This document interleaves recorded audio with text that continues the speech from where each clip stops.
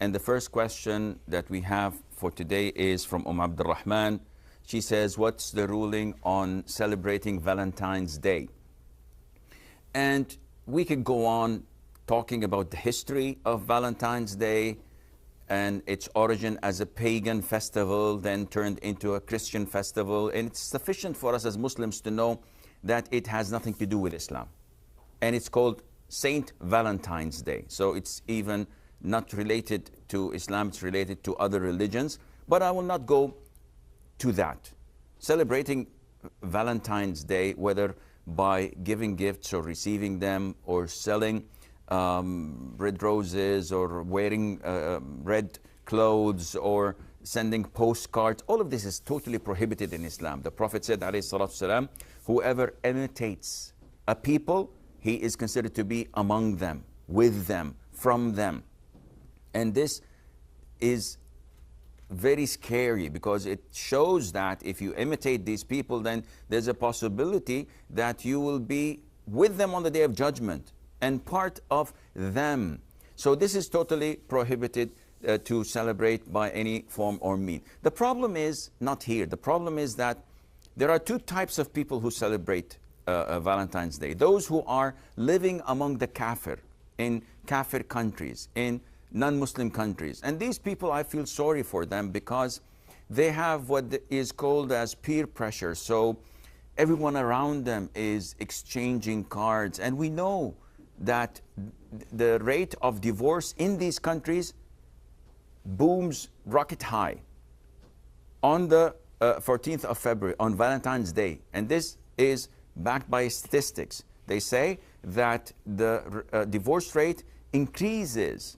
Why is that? Because so much infidelity, so much cheating over your spouse, because you feel under the peer pressure that this is the time to express my love to someone I'm not allowed to love. But at the end of the day, you have to express yourself. You have to get out of the closet. You have to do this and that, and then we know what happens. Islam totally opposes that.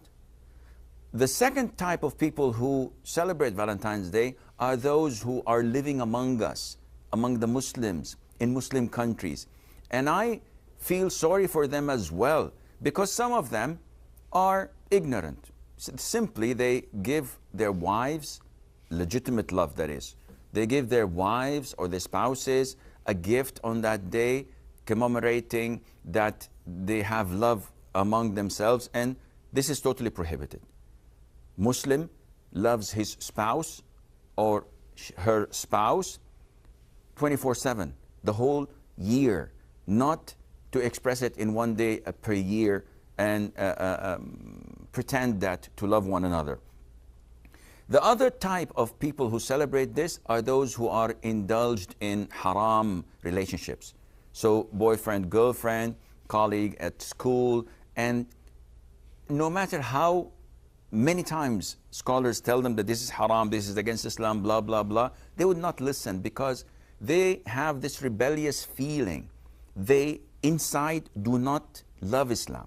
They want to rebel. They feel this resentment.